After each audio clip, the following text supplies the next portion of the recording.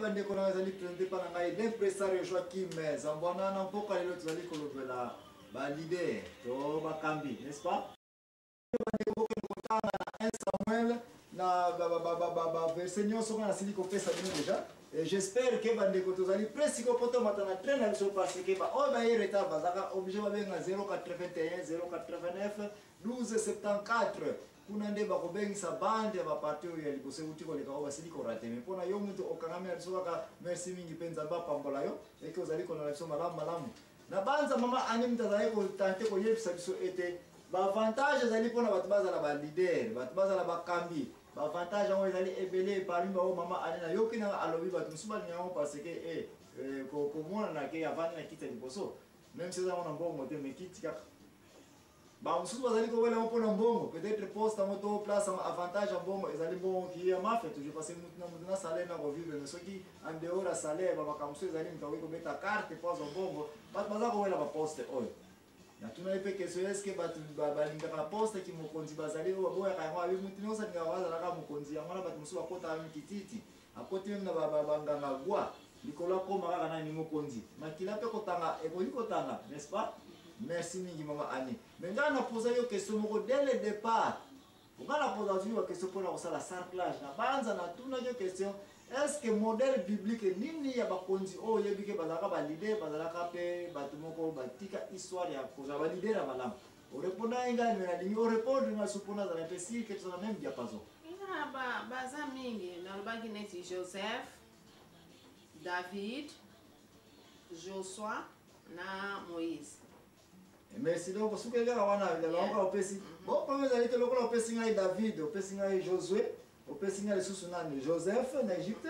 et pesi ngai sous nani olobeli wana Moïse n'est-ce pas donc olingi na ko akokota na bato oyo n'est-ce pas parce que ngai ko pesa na n'importe quel mot de la Bible na ko zotana na sala recherche bon maman anya uti ko pesa so ba kombo oyo mais na linga na pointer pe na kene pe na ordre ya boy ya ndenge baela ki poto que na désordre te pour David ayaki peut-être après Josué après Moïse Joseph donc to que ne na ordre tozo na pe na Joseph est-ce que ko yebisa na ndenge ni Joseph yo za ko qualifier kazali nani leader oyo bande ko na Allemagne ndenge kana na yebisa kabina soki so sili ko kota bata Allemagne bata France bata bata ni bose fona ko kota ba yebi na biso we mate bandaka mais to ko répondre ba téléphone nous allons ko beta tisiko parce que to allons ko mona ba awa baza déjà connecté na internet na ko yuko yeba déjà ba ville ga ko na Allemagne na ko ngena biso mais to ko répondre ba aussi ko pona ko kata émission na biso te merci pour na ba pelle na ba mona yebi bazo landa biso internet mais Maman Annie, pesa biso pe histoire à Josué, ndenge oyebeli Josué. Oh Joseph. Bon, Joseph na banza batu nyonso bayebi histoire Joseph, azali na bandeko na ye. Bandeko na ye bazalaki zuwa na bazali contre mpona ni Joseph azako lota wa ndoto ayebisaka bango ke un jour ya kozala leader na bango. Mais sikoyo ozomona bato balingaka te ba leader te mpo bazalaka na zuwa na bango. Bandeko na bango bamona bazali na zuwa balobika yo petit pampamba yo ya ko diriger. Bona ndota lotaka ke 11 bots ya matiti elali liboso bot oyaye nde bacomprendre interprétation que donc 12e ye moko et puis 11 nyonso bakofukamela ye balanitaka mokambi na bango n'est-ce pas? Merci sœur continue na yo yango sikoyo bandeko ne bayokaki zuwa balobi foto tolongola ye awa balongoli ye bake koteka ye na Égypte bakomaki contre ye bateke na Égypte akomaki esclave kuna na Égypte donc bakenda koteka na banda na chef pontife na banda soki na pontifa ya pontifa ya anosala esclave na ndako wana mpe suka akotaka na prison mpona nini mwasi ya chef na ye wana alukelaka ye makambo donc suka akotaka prison mais après wana nde namonaki ayaki kokota na ndako ya mokonzi Pharaon nde place nde nasuki donc olingi koloba ete osuke de prison na palace palais royal ya Pharaon n'est-ce pas? Mais sikoyo azalaki mwana Pharaon to nga nazowela mandeko émission ekomona ezali rôle ya guide nanga yeba mpe place oyo Joseph na ndako ya Pharaon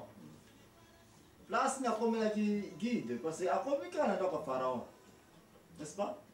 Olingi na aide yo koma akomi na ndako ya Pharaon eloko ebikisaki wana banza bandoto Pharaon alotaka merci alotaki mandoto 7 ngombe ya minene na 7 ngombe ya mike. Yeah, ba 7 vaches. Ouais, les 7 vaches. Oya mike eleba o mangombe ya minene. Bosiko ndoto azako yeba signification ndoto wana te ngikoloba nini yango atunaki batebele na banganga batuni banganga basoka ba magicien basoka koyebisa itina ya ndoto wana te. Yes, bangula wana. Nde moninga moko boye si je me trompe pas yende ayebisaki Pharaon ke nazana mutu nanga moko boye na maza na prison a edaka mutu moko boye apesaka ndoto moko mais ndoto wana penda pesaka ezalaka ekendaka juste. Nde chef mokonzi Pharaon nde abengisaki Joseph nde ayebisi tina ndoto wana elingi koloba ke tozokota na periode moko ya 7 ans ekozala wana na banza ya chasseresse. Merci mama alena banza lelo yonana kangyo na shekte.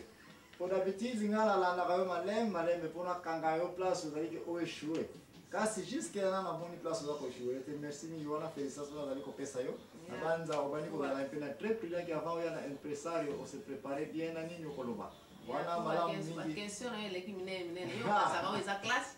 Merci. Non, pas comment il y a moins de comme le c'est. OK, peut-être comment tricher sous na ba questionnaire na ngai. Parce que Nicolo fona za la mayele, c'est comme ça qu'on donc ka ba questionnaire na ngai. Moi là qui déjà pour aux gens se préparer. Merci mingi bande ko na ngai tika na epsa bino ete makamma anya uti ko loba ete. Tozali ko lobela sujet ya leader, n'est-ce pas ba kambi. Okoya comment na ete Joseph ayeko bima mokambi awa comment? Tokozonga sukuna te mena tango auti ko interpréter ndoto oyo ete 7 ngombe oyo linga koloba 7 années cette vache oyo maigre elinga ba 7 années kozala ya production makasi et puis bangombe minene kolia bangombe mike kolia bangombe minene elinga ba ke après 7 ans ya production 7 ans monsieur kolia ya piakas na kati ya Égypte na ba contre nyonso oyo de place na Pharaon ay koloba te bo soki boy alors on va l'idée oboya mokambi ebandiko yasiko ne Pharaon eko mesoki bongo yoko muto uti ko interpréter note ya botika poza nani leader mokambi ya projet oyo olobaki bat balinga ba projet pour avantage na ko répondre aussi ko na ko kanga yo kaka na yo na bato bosili ko collaborer kuna na ko préparer ba question na bino to ko yeba soki na tango projet za la tango ya leader il faut profiter ou bien tango leader faut travailler dire.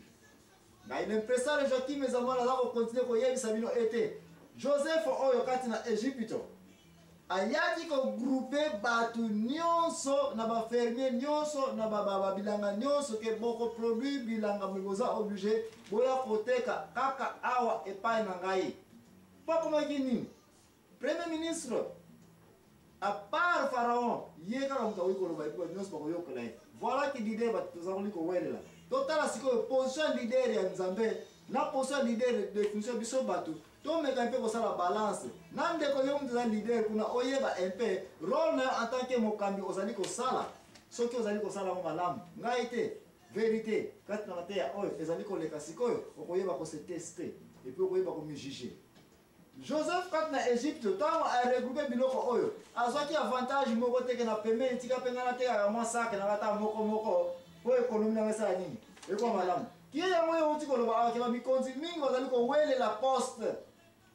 même ba qualifier na bango te poni parce que soki baza ko construire projet moko boye ya ciment et puis quelque basaka ya ciment za ko ya mususu na ya nani ya ye mais awa za ko mona ete eza bongo selon yo soki ngana so tongisa ndako na ngai bongo ba projet wana so pesa nga net 50 sacs de ciment. Na ko pesa bino 25 mususu ngai merci nde ya mwana oyebi za ko na société na projet. Et si ko pe awa pe Pharaon apesi pe projet et pas ya Joseph. Mais to yo ki place Joseph azuli sac moko teke